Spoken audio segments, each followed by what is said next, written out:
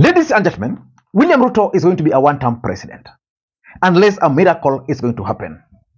I'm saying this because signs are already there. William Ruto was heckled in Nakuru, but his team claimed that the heckling was geared towards Susan Kehika. William Ruto was again heckled in Kitale.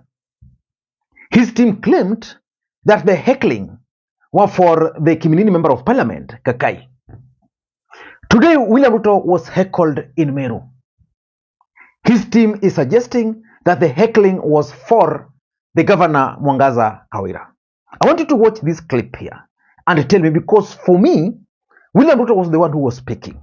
In an ordinary circumstance, the moment William Ruto picks a microphone, the audience ought to remain silent.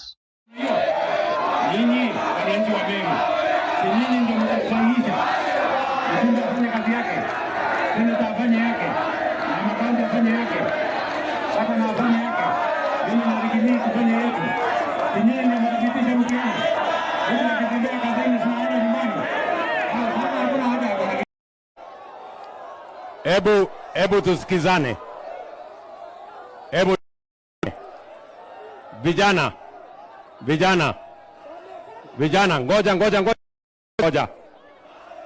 ngoja. Mimi nataka tuelewane hivi. Ngoja. Aya, tumesikia ile mmesema. Asante sana. Aya, hebu tuelewane. Mimi nataka tuelewane. Watu wa Kiutine, nyinyi mnanisikia? Siasa hii ya makelele mimi sitaki. Tunaelewana? Hii siasa makelele ni siasa mbaya. Nyinyi vijana nataka niwaambie, mimi nataka niwapangie kazi ya ajira. Mambo ya kuja kupiga makelele kwa mkutano mimi sitaki. Musikie vizuri. Sijui kama tunaelewana. Sisi tumekuja hapa kupanga mambo ya maendeleo ya Meru. Mambo ya barabara ni ya muhimu, ni kweli ama si kweli? Mambo ya kilimo ni ya muhimu, ni kweli ama si kweli? Mambo ya stima ni muhimu, ni kweli ama si kweli? Kusomesha watoto wetu ni muhimu, ni kweli ama si kweli? Tabia kama hii mimi sitaki tena. Kwa mkutano ya rais mimi sitaki watu wa kupiga makelele. Ninyi mnanisikia? Hii ni kukosa heshima. Mimi nataka kila kiongozi apatiwe heshima. Na mimi nataka niwaambie hivi. Sikizeni vizuri. Watu wa Meru tunaelewana? Kuna siku nyinyi wananchi mtakuja kuamua. Mtu akifanya kazi simtamuendelea aendelee na kazi. Mtu akikosa kufanya kazi simtamfukuza aende nyumbani. Iko nafasi ya uchaguzi saa hii.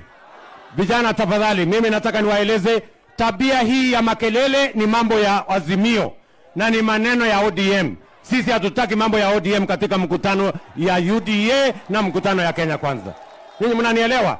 Kwa hivyo tabia kama hii ya kupigiana makelele iwe ya mwisho leo. Mimi nataka niwaulize nyinyi vijana, tunawaheshimu na tunawapangia kazi yenu. Tumepanga kazi ya housing, tumefanya kazi ile ingine, na tunataka vijana wetu watumike katika kazi ya kufanya maendeleo na kupeleka taifa letu la Kenya mbele. Tumekubaliana watu wa Kiutine? Mnasema tabia kama hii endelee ama tukomeshe? Mmesema hatutaki makelele kwa mkutano. Wale wanasema hatutaki makelele kwa mkutano, nione kwa mkono. Ndio. We do not want this kind of nonsense. Tunaelewana? We want a united country. Sisi ni watu wa mpango, sisi ni watu wa heshima, sisi ni watu wa kazi, sisi hapana watu wa maandamano na makelele na fujo. Mambo ya fujo, kuna wenye wanajulikana kwa mambo ya fujo. Ni kweli ama si kweli? Kwa hivyo mambo ya kupangiana kwa mkutano kama hii ikome. So that's William Ruto. So in this video, I want us to do a critical analysis about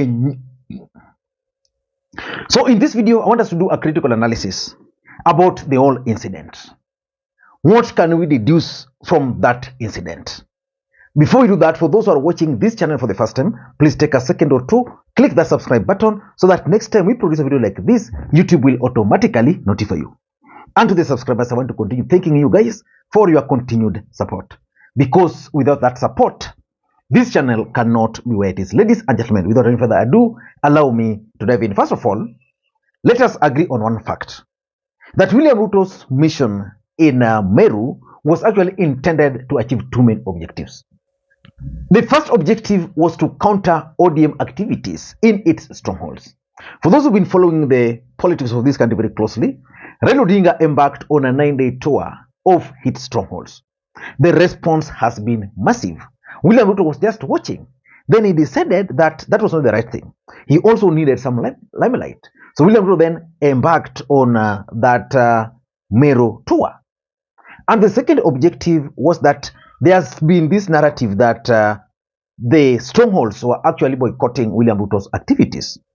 So they chose Meru and heavily mobilized because they wanted to change that narrative that people are not really boycotting his activities. So if you are keen, yesterday, the events in Meru were heavily mobilized. Today's events were heavily mobilized. But despite that, the residents were still heckling William Samoei Arap Ruto. And what I still don't understand is why William Ruto would still accuse ODM party of being part of that heckling. Meru amezomewa na wananchi kwa sababu kazi imemshinda. Anasema ati ni nyinyi wana ODM mmetuma watu Meru. Jameni, sisi tuko hapa Taita Taveta na baba, wewe unazomewa kwa sababu kazi imekushinda. Mwambieni Taita Taveta, kazi ikikushinda unashuka. Zakayo ashuke asishuke. Zakayo ashuke asishuke. Kazi imemshinda haijamshinda. Awachie wataalam kina baba waendeshe nchi hapa. Asante sana. Haya. Let us look at real politics. Why were these residents heckling? The truth is, probably they were not even heckling William Ruto. Probably they were heckling the governor. Maybe they were sponsored by the opponents of the governor just to send a message to Ruto. But what does that show you? It shows us several things which I want us to analyze here. Number one is that the president has actually lost control of his events. You know, William Ruto is not an ordinary Kenyan. William Ruto is the president of the Republic of Kenya. The event was a presidential event. How can a presidential event be disrupted on 3 occasions? How? How? 1 is okay, but 1, 2, 3, in fact 4, because yesterday the scenes were almost similar to today. It simply shows you that William Ruto has lost control of his crowd. Because if he was still in control of the crowd, those people would not even have managed to raise their voices. So that's number 1. Number 2, the intelligence system has either failed or William Ruto ignored the advice. Based on the magnitude of the heckling today, even if it were me, like when we used to be the advanced team for ODM, we would have informed Raila before that, hey, hapa kuna these guys. And normally the way I know most rallies are normally organized, because William Ruto was attending our governor, some functions, the governor was part of it. If the heckling was targeting the governor, probably he would have talked to them that ask your people not to heckle. The intelligence, I'm sure, must have told Ruto that the ground is hostile. So if the ground is hostile, this is what you do. But of course, you can understand William Ruto. William Ruto is very angry at the moment. William Ruto is very bitter at the moment, because we all know that the courts ruled against that house levy. So he's very bitter. He's also very angry. But the question is, where was the intelligence system? Do we conclude that the intelligence system is also leaving Ruto the way they left Uhuru Kenyatta? So that's number 2. Number 3, it also shows lack of respect from his team.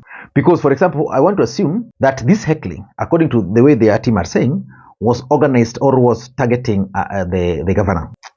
Kawira. If William Ruto had received intelligence, probably he should have told the organizers of this heckling, I don't want that to happen. And of course, even those people should have known that this was a presidential event. Is your event here too? This is a presidential event. Let the president leave. Then we can wait for some funeral somewhere or some activities to limana kiasi. But these guys were doing this thing right in front of the president. It shows lack of respect from the team. And who do you think is causing the lack of respect from the team? Your guess is as good as mine. Number 4. Based on what I'm seeing on the screen, these people who are heckling did not come to listen to Ruto. Why do you think they did not come to listen to Ruto? Because the narrative is stale. They are now tired. You know, if you call people, you tell them the same thing. Oh, tutaleta kazi. Oh, sijui housing finance imefanya nini. Oh, sijui nini employ 130,000 here, 120,000 there. Oh, housing levy. Oh, I want you guys to listen to me because I'm making promises. Yet you made promises 5 years. 5 years. For 5 years, you are making promises to them. That the moment you take over, so it means they are no longer leaving their places to go and listen to Ruto. They saw an opportunity to go and heckle. So for them, whatever Ruto was saying, because Ruto was actually addressing these people when they were heckling. And lastly, and I said here, it's just a matter of time. Kenya Kwanza is going to explode. UDA is going to explode. It confirms that there is serious division in Kenya Kwanza. If in Nakuru it was Susan Kehika who was being heckled, what was the end game? To whose benefit? If in Kitale it was the Kiminini member of parliament, what is the end game? Who was responsible? Today, if it was about the governor, so it simply shows you that there is division in Kenya Kwanza. And by the way, when was the last time you saw Rigathi Gachagua and Ndindi Nyoro sharing a podium? Yeah? So maneno ya Ruto, if you ask me, is coming to an end. Unless something is going to happen. And you know, William Ruto is also a shrewd politician. He still has a chance of making a comeback. But as at now, I think that's why he's also frustrated. Thank you guys, and may you have a good day. Bye-bye.